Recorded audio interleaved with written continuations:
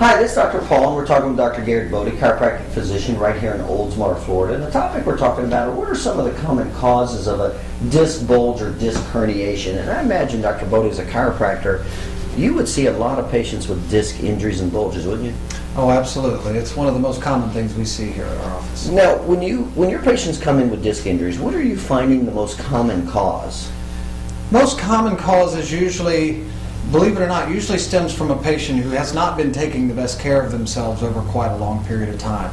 Discs are basically fluid-filled sacs. They're pieces of cartilage that retain water and retain fluid. Those discs get that fluid and retention of that fluid through the movement, or what we call imbibition. That's a big doctor term, meaning that there's a compression and opening of these discs throughout the body with our movement. Mm-hmm.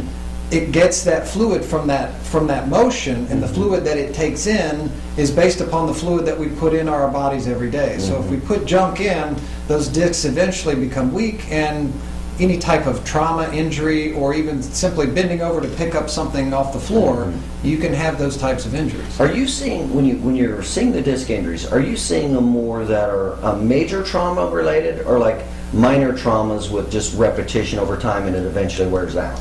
Believe it or not, both. About half of our patients that come through our door are usually auto accident patients. And with that whiplash type injury or seatbelt type injuries, things like that, you can see multiple types of disc injuries in the neck and the low back. We also see, like I said, with those patients who maybe not be taking the best care of themselves, it's, and it's funny because those patients come in and it's not, "Doc, I was picking up this huge tree or the boulder." "Doc, I've been over and picked up my napkin," or "I've been over and was shaving in the mirror." Those are typically the common causes we hear with disc injuries. And so you're saying those ones have probably been wear and tear over time? They've had some wear and tear over time where the patient's not doing the best to take care of themselves, and they do that one final last movement, and finally that's all it takes, and the disc gives way, and next thing you know you have a disc injury. Now, walk me through the different grades of a disc injury, if you don't mind. The different types of disc injuries, you can have something to where a disc is basically just lost, or what I call a slip disc, where the disc is moved out of its proper position. And believe it or not, it's usually not the disc that's moving, but the two bones that it's between. And when those bones get shifted, that disc loses its proper position between those two bones and starts to become irritated. So that's the least severe of the disc injuries? That's the least severe. Okay. The next type is what you call a disc bulge. And that sometimes can be due to a trauma or to just, again, this misalignment in the vertebra. But what happens there is where a disc has a very specific position it's supposed to be in a very specific space that it's supposed to occupy. With a disc bulge, the disc goes from being a certain shape to expanding and being bigger than it should. When it does that, it expands out and presses into the surrounding tissue. Well, one of those very important pieces of tissue right behind it is a nerve. And when that disc presses into the nerve, it's pretty painful. So a disc bulge can be extremely painful, but yet it's still not the worst type of disc injury, which is the next one, which is a herniated disc. A herniated disc is where the disc itself has an actual tear or a rupture through the disc.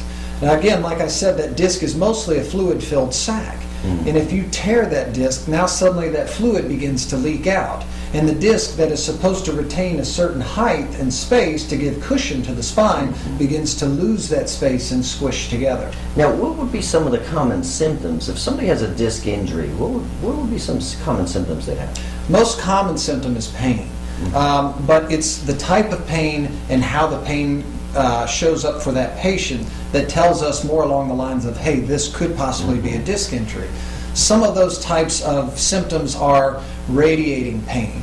Pain that radiates away from the spine, typically down an extremity, down an arm or a leg. That's a very common cause for disc.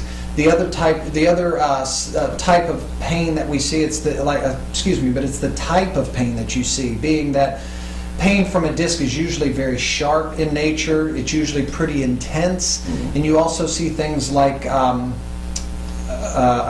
things like numbness down into a leg, or even weakness into a leg, or a burning sensation. So those are the common symptoms: weakness, burning, numbness, things like that? Things like that are your most common with disc. And so you're talking about 3 different types. Now, these are all three of these, or you can help these? types of disc? Absolutely. Now, the first thing you want to find with a patient is what type of disc injury it is, and make sure you're also focusing in on making sure you're picking the right disc. Remember, there's a disc between each one of the 24 different movable bones of the spine, so you want to Right. make sure you're addressing the correct level. But with different therapies and such, we can actually do some tremendous help with disc injuries. Well, help me out here because let's say you have a disc injury. Okay. What's the difference between somebody taking medicine for the disc injury, number one, number two, chiropractic therapy, number three, surgery? What's the difference in each one of those and the pros and cons? Well, with anything in medicine, you always want to follow a trend of least invasive to most invasive, meaning what's going to potentially cause the least amount of trauma if this therapy is done, moving forward to the most amount of trauma, and the more trauma type of therapy is going to be utilized in a more patient that has a more life-threatening type situation. With disc injuries, chiropractic is always going to be your first line of defense because it's the least invasive and it's also the one that has the most positive effect. The next situation is going to be drugs or cortisone shots or pills or pain relievers. Those things are great, but they're not necessarily addressing what's causing the problem. A shot of cortisone will help to numb that pain up, but it didn't do anything to actually help heal the disc or realign anything to make sure that the irritation to the disc disappears.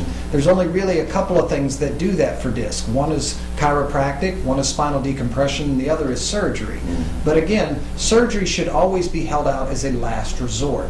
Success with surgery right now there's varying opinions, but I've heard statistics as low as 50% success rate. I've heard as high as 60 to 70% success rate. But even at its best, a 30% chance that I may get no better or worse doesn't always sound like the best case scenario. So let me try something maybe a little safer and less severe first before I have to utilize that as my last resort. Right.